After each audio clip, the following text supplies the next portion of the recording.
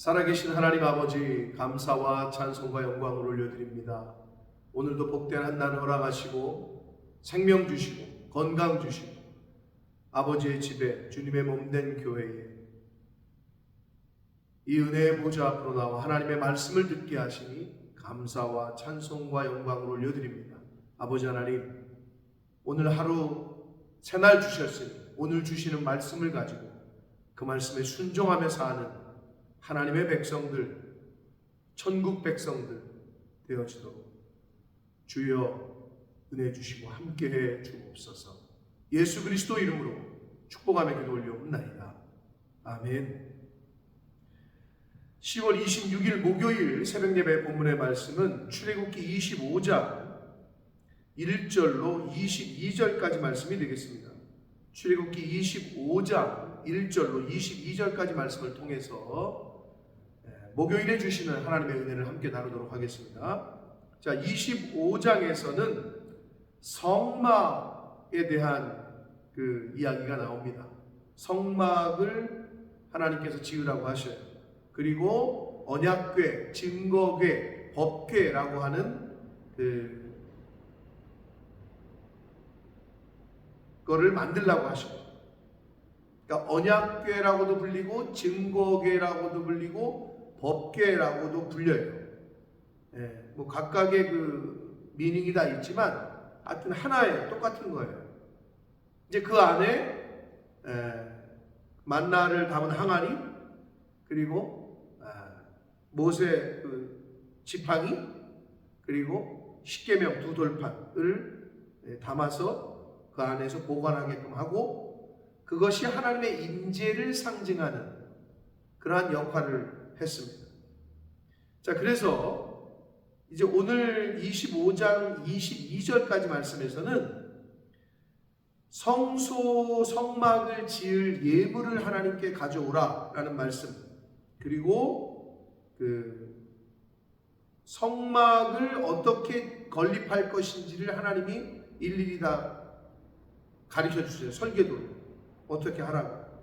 그리고 증거궤, 법궤라고, 언약궤라고도 불리는 이 법궤를 어떻게 제작할지에 대한 그 또 양식을, 어떻게 보면 설계도를 다 말씀해 주십니다.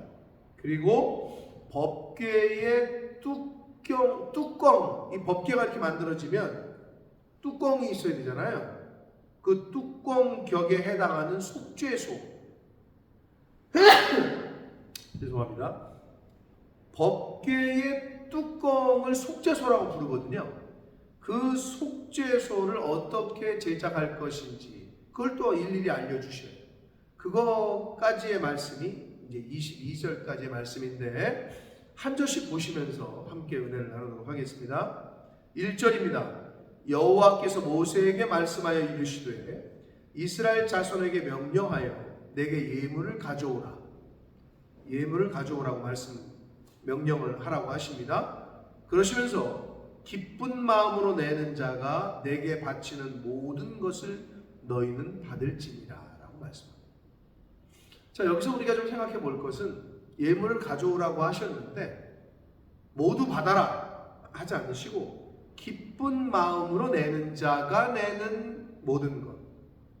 그럼 이거를 우리가 성경에는 기록이 안 되어 있습니다만은 합리적인 추론을 해볼 수 있는 게, 그런 기쁜 마음으로 내지 않는다는 것은 하나님이 받지 않는다는 건가라는 걸 생각해 볼 수 있어요. 네, 맞아요. 성경 여러 곳에서 헌물, 헌금, 예물에 대한, 봉헌에 대한 그 관련된 말씀들을 보면 자원하여, 감사하고, 기쁜 마음으로, 인색하지 않게, 억지로 말고, 이런 말씀이 나와요. 결국 하나님께서는 기쁜 마음으로, 감사하는 마음으로 자원해서 드리는 예물을 받으시지 억지로, 인색하거나 억지로 내는 예물은 받지 않으십니다. 이게 핵심 포인트입니다. 그래서 여기서도 기쁜 마음으로 내는 자가 가져오는 모든 것을 받아라 라고 말씀합니다. 너희가 그들에게서 받은 예물은 이러하니, 예물의 열거를 하셔요. 어떤 것들을 받을 거에 대해서 금과 은과 놋과 청색, 자색, 홍색 실과 가는 배 실과 염소 털과 붉은 물 들인 순양의 가죽과 해달의 가죽과 조각목과 등류와 관유에 드는 향료와 분향할 향을 만들 향품과 호마노며 에봇과 흉패에 물릴 보석이다. 이렇게 여러 가지들을 열거를 하십니다. 야, 돈만 가져와. 의시나 노스는 안 돼. 금만 가져와. 이렇게 안 하시고, 또 실도, 또 염소 가죽도, 순양의 가죽, 향료, 향품, 보석, 각종 보석, 여러 가지를 열거를 하셔요. 자, 여기서 주시는 계시성은 뭐냐면, 하나님께서는 제일 좋은 것만 사실은 원하지 않으셔요. 물론 하나님께 드릴 때 인간 편에서는 가장 좋은 것으로 드려야 되지만 형편이 안 돼요. 또 능력이 안 돼요. 그럼 안 되잖아요. 그래서 하나님께서는 형편껏 자기 능력에 맞게 이렇게 그 중에서 가장 마음을 담아서 세상의 것을 드려라 하는 그러한 교훈으로 이러한 예물들을 여러 가지를 열거를 하셨습니다. 자, 8절 보면 내가 그들 중에 거할 성소를 그들이 나를 위하여 짓되 이렇게 말씀. 성소 건축을 명령하십니다. 그런데 물은 내가 내게 보이는 모양대로 장막을 짓고 기구들도 그 모양을 따라 지어라. 하나님께서 설계도를 다 알려주셔요. 한마디. 그래서 근데 여기서 또 하나 우리가 생각할 것은 하나님이 거할 성소를 지어라 라고 말씀하시는데, 하나님과 함께함, 하나님과 동행함은 하나님이 허락하셔야 시작이 돼요. 자, 하나님과의 동행, 하나님과의 함께함은 하나님이 허락을 하셔야 일단 시작이 돼요. 그럼 어떻게 해서 그게 완성이 되느냐, 온전해지느냐? 하나님의 허락으로 시작된지만 사람의 순종으로 온전해지는 거예요. 하나님이 아무리 허락해도 순종을 안 해요. 그러면은 하나님과의 동행을 할 수가 없어요. 하나님과 함께하는 생활을 할 수가 없습니다.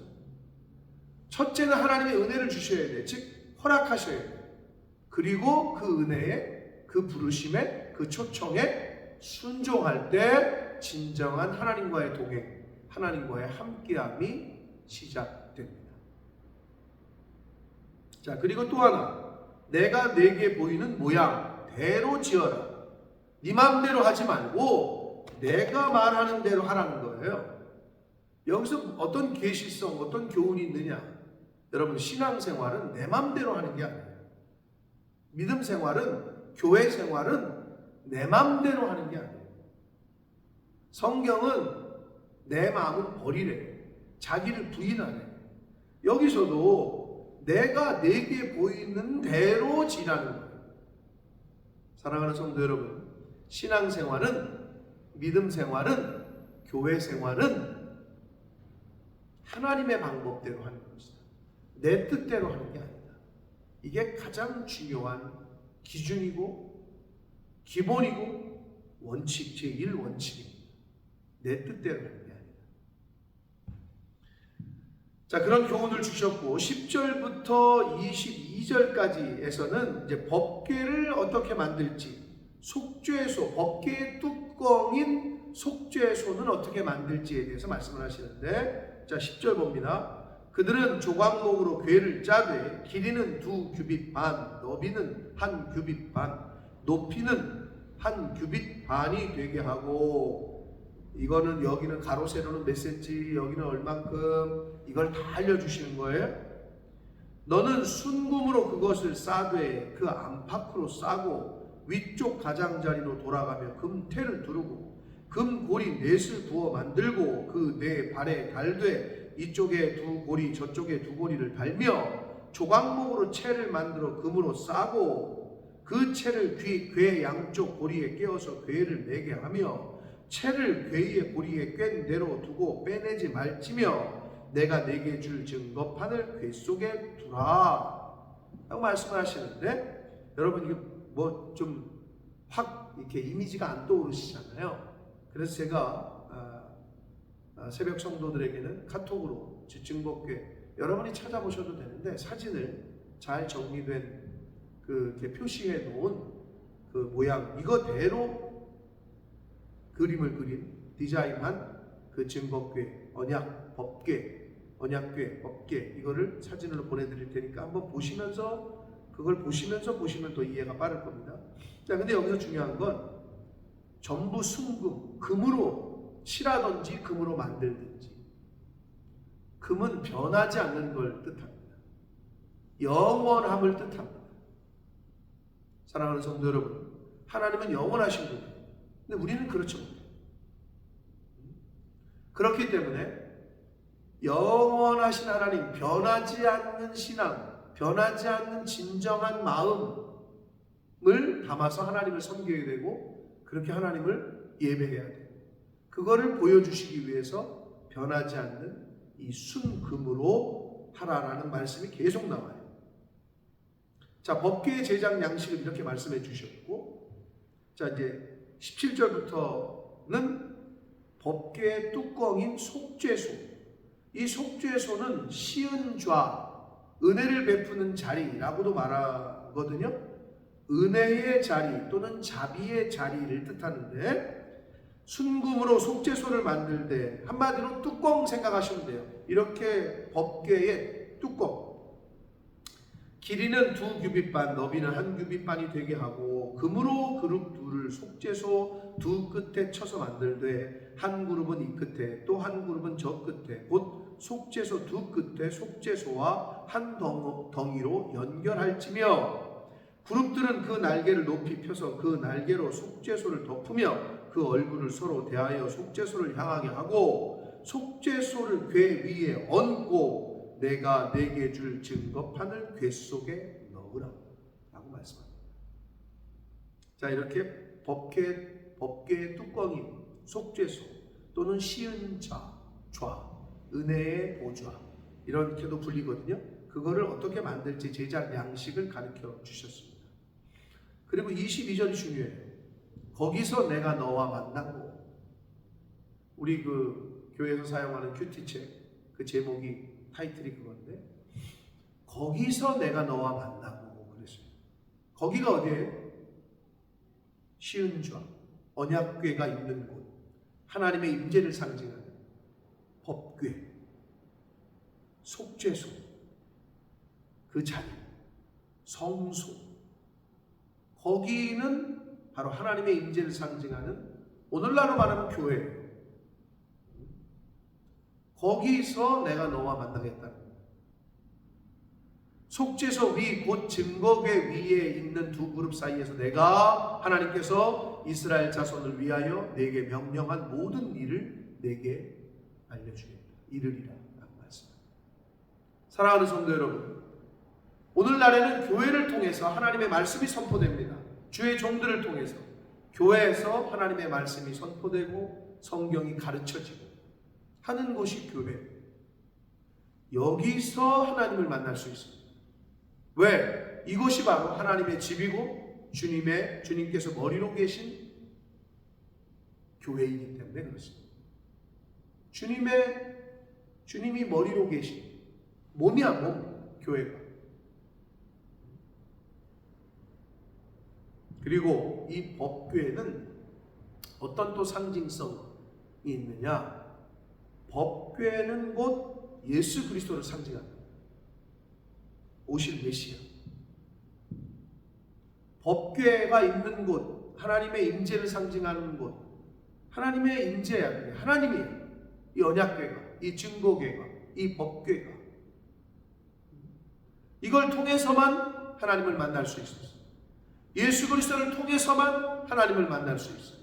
오직 예수 그리스도를 통해서만 아버지께로 갈 수가 있어요. 거기서 내가 너와 만난다 라고 말씀합니다. 사랑하는 성도 여러분, 예물을 바칠 때 어떻게 하라고요? 기쁜 마음, 차원함으로, 인색함으로 하지 말고 억지로 하지 말고. 이게 기본 자세입니다. 기쁜 마음, 자원함, 감사함, 정성껏 힘을 다해. 왜? 하나님이 나에게는 최우선이니까, 1번이니까, 떨거지가 아니니까. 스스로가 생각해 보세요. 하나님께 내가 예물을 드릴 때 어떻게 구별하는지. 다 쓰고 남은 거, 이번 주에는 헌금할 돈이 없네. 이거 안 된다니까요. 첫 번째로 구별하셔야 돼요. 그러면 하나님이 채우십니다. 그 은혜를 경험하게 되실 줄 믿습니다. 자, 그리고 하나님과의 동행, 하나님과의 함께 하심은 하나님의 허락, 하나님의 은혜로 시작되지만 사람이 순종할 때 그것이 온전해지고 완성이 됩니다. 근데 어디서 하나님을 만난다고요? 거기서. 어디야? 법궤가 있는 곳. 성막, 성소, 지성소, 오늘날 교회입니다. 사랑하는 성도 여러분, 이 하나님의 말씀은 2000여 년 동안 인류 역사 가운데 사라지지 않았고 지금도 전 세계에서 읽혀지고 있습니다. 하나님 말씀대로 세상은 다 변해도 나의 말은 하나님의 말씀 영원할 거다 말씀하십니다. 살아있는 하나님, 살아있는 하나님의 말씀을 꼭 붙잡으셔서 그 언약의 말씀을 꼭 붙잡으셔서 이 하나님의 말씀을 통해서 하나님을 만나시고 말씀이 육신이 되어 이 땅에 오신 예수 그리스도를 통해서 주님께서 머리로 계신 교회를 통해서 바로 거기서 바로 여기서 하나님을 만나게 되시길 예수 그리스도의 이름으로 축복합니다.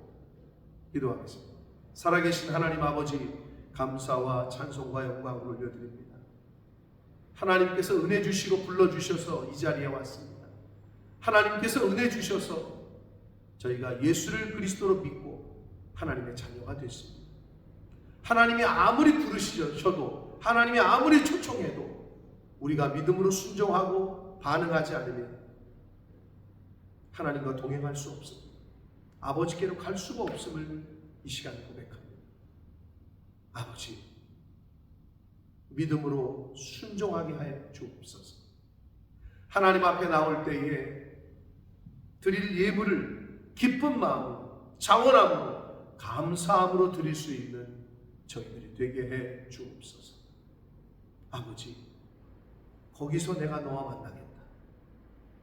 하나님의 임재, 아버지의 집인 교회의 머리 대신 예수 그리스도, 아버지, 이 아버지의 집에서 주님께서 머리로 계신 이 교회에서 하나님을 만날 수 있는, 하나님을 만나는 신앙생활을 하는 저희들 모두가 되도록 아버지 은혜 내려 주옵소서. 예수 그리스도 이름으로 축복하며